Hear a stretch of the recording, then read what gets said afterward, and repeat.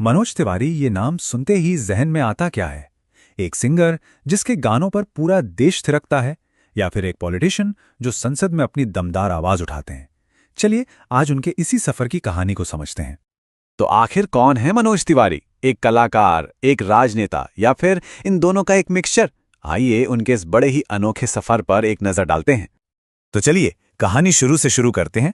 ये कहानी शुरू होती है बिहार के एक छोटे से गांव से, जहां एक लड़के ने कुछ बड़ा करने के सपने देखे थे। तो देखिए, जन्म हुआ बिहार में पढ़ाई लिखाई की बनारस हिंदू यूनिवर्सिटी यानी BHU से, लेकिन किस्मत उन्हें खींचकर ले आई मुंबई की दुनिया में। पहले गायकी और एक्टिंग में अपना लोहा मनवाया और फिर राजनीति में एक बड़ी छलांग लगाई बीजेपी के साथ। लेकिन ठहरिए, पॉलिटिक्स तो बाद की बात है। उससे पहले मनोज तिवारी कौन थे? वो थे भोजपुरी दिलों की धड़कन। चलिए देखते हैं कि कैसे वो भोजपुरी इंडस्ट्री के सबसे बड़े सुपरस्टार बने। और देखिए, ये कोई बढ़ा चढ़ाकर कही गई बात बिल्कुल नहीं है। सच में मनोज तिवारी भोजपुरी सिनेमा के बेताज बादशाह थे। उनकी पॉपुलैरिटी का आलम कुछ ऐसा था कि उनकी एक झलक के लिए लोग पागल हो जाते थे। और फिर एक गाना आया जिसने सब कुछ बदल दिया, सारे रिकॉर्ड तोड़ दिए। रिंकिया के पापा। अरे भाई, इस एक गाने ने मनोज तिवारी को रातों रात पूरे देश का फेवरेट बना दिया था। लेकिन ऐसा नहीं कि बस एक ही गाना चला। रिंकिया के पापा तो बस एक शुरुआत थी। इसके बाद ससुरा बड़ा पैसा वाला जैसी सुपरहिट फिल्में और लागल रहा बताशा जैसे गानों ने उन्हें भोजपुरी सिनेमा का सबसे बड़ा सितारा बना दिया। मतलब उन्होंने सिर्फ लोगों का मनोरंजन ही नहीं किया, बल्कि भोजपुरी भाषा और कल्चर को एक नेशनल पहचान दिलाई, एक ऐसा सम्मान दिलाया जिसकी वो हमेशा से हकदार थीं।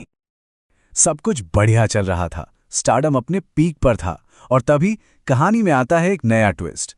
शोहरत की बुलंदियों से मनोज तिवारी ने सीधा राजनीति के मैदान में कदम रखा। और कमाल की बात यह है कि राजनीति में भी उनका सिक्का खूब चला। एक बार नहीं, दो बार नहीं, बल्कि उत्तर पूर्वी दिल्ली से लगातार 3 बार चुनाव जीतकर उन्होंने हैट्रिक लगा दी। ये कोई छोटी बात नहीं है। और वो सिर्फ एक सांसद बनकर नहीं रह गए। मनोज तिवारी दिल्ली बीजेपी के अध्यक्ष भी बने। उन्होंने पार्टी को जमीनी स्तर पर मजबूत किया और दिल्ली, पूर्वांचल और बिहार के मुद्दों को संसद में जोर शोर से उठाया। लेकिन कहते हैं ना कि जहां शोहरत होती है वहां विवाद भी पीछे पीछे आ ही जाते हैं, और मनोज तिवारी का करियर भी इससे अलग नहीं रहा।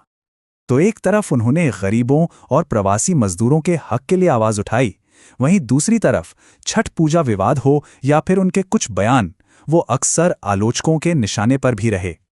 तो हम वापस उसी सवाल पर आ जाते हैं कि मनोज तिवारी आखिर हैं कौन? एक कलाकार जो राजनीति में आ गया, या एक राजनेता जो कभी कलाकार था? शायद उनकी असली पहचान इन दोनों के मिलने से ही बनती है। सिंगर, एक्टर और सांसद। सोचिए, इन तीनों भूमिकाओं को एक साथ निभाना कितना मुश्किल होगा, पर मनोज तिवारी ने ये कर दिखाया। और शायद यही वजह है कि आज मनोज तिवारी की एक ऐसी इमेज है, एक ऐसे नेता की जो जमीन से जुड़ा है, जो जनता के बीच बहुत पॉपुलर है और जो अपनी संस्कृति का ब्रांड एम्बेसडर है। भोजपुरी सिनेमा के पर्दे से लेकर भारतीय संसद के गलियारों तक मनोज तिवारी का ये सफर किसी फिल्मी कहानी जैसा ही तो है। उन्होंने कला, संस्कृति और राजनीति तीनों ही मैदानों में अपनी एक अलग पहचान बनाई है। तो आखिर में सवाल यही उठता है कि एक कलाकार का नेता बनना ये कितना सफल हो सकता है? मनोज तिवारी की कहानी इस सवाल का एक बहुत ही दिलचस्प जवाब हमारे सामने रखती है। ऐसे ही और वीडियोस के लिए BTC वाले भैया YouTube चैनल को सब्सक्राइब जरूर करें। मिलते हैं अगले वीडियो में, तब तक के लिए टाटा बाय, नमस्कार।